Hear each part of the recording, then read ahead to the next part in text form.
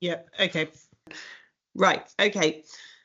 So if we're looking at the scope at the moment, as we sort of realize what a beast it is, we have like narrowed the scope. So obviously, Yes, we work at an airport, so we've got like all different, like it's a pretty vast type of estate, so the scope could just be enormous. And we've sort of narrowed it down to a sort of customer facing system, our CRM effectively. Now, with things like the access control policies, will the auditor want to look at our access control policies in general or only in relation to the scope? As a rule, the external auditor will audit what you say is in scope. So I have a giant, massive box of everything, and I say, don't worry about that, just look at this particular thing here. It may be the case that your policies apply to the whole organization. That may be the case. It's good governance. It's a good way to approach it. But the rigor of what they will look at should be defined to the scope of what it is that it says that you're in scope. If your CRM adds value to you, right, and it's all about value, you're going to spend a lot of time and a lot of money to get a certificate that you've got to make sure adds value. So if your customers are not bothered about CRM, I mean, they may be, but if they're not, then that might be something that you want to out scope.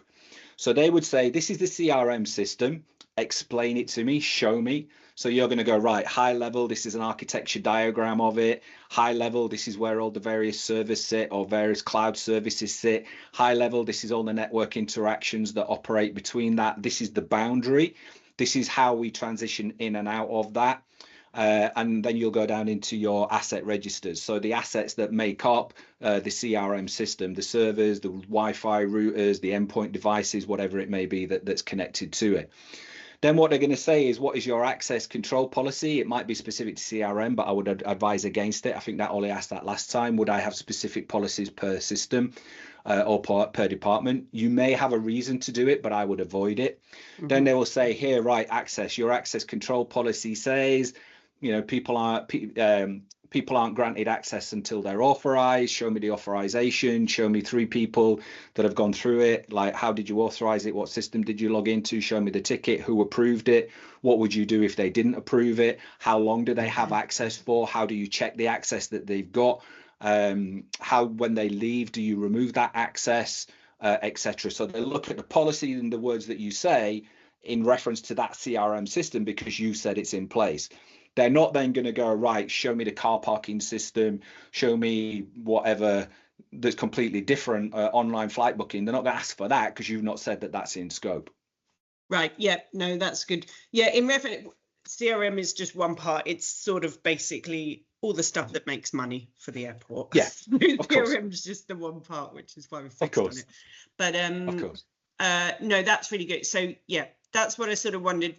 So what you're saying is, say if we draw the scope around that, they're not then going to be like, right, show me the access control of the HR system, because it's not to their, unless it like interacts in any way, to them. Correct. It doesn't exist in the sense. It doesn't exist. Exactly that. They're not bothered about your holiday booking form, your maternity, paternity leave, your sickness, your health, your CRMs, your KPIs. They're not interested in that. What they are going to look at is, if you say that the employees that use the CRM, anybody that uses CRM has to go through background checks, and our background checks are this level for these kind of employees, this and this for these kind of employees, and that is contained within the HR system, then they will say, show me. Right, show me the process, show me the process flow, but they should not go off piece then and start looking at other things. No.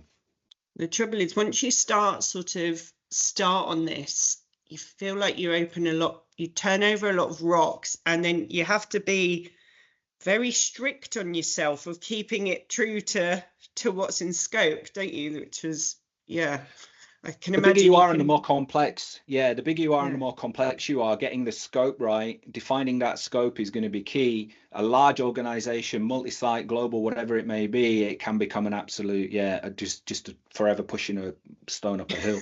So I want to get that absolutely narrowed on, right? Like a car park booking system, that's nice and easy, right? It logically makes sense. An online flight booking system logically makes sense. So those are the things that they're looking at. But it's the processes then that support that if they're outside of that.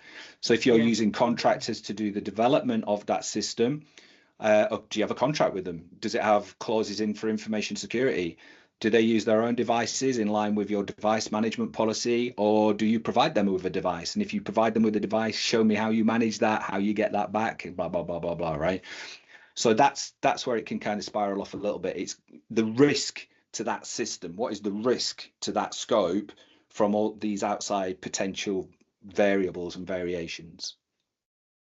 Cool. Thanks. That's all my questions. Thank you.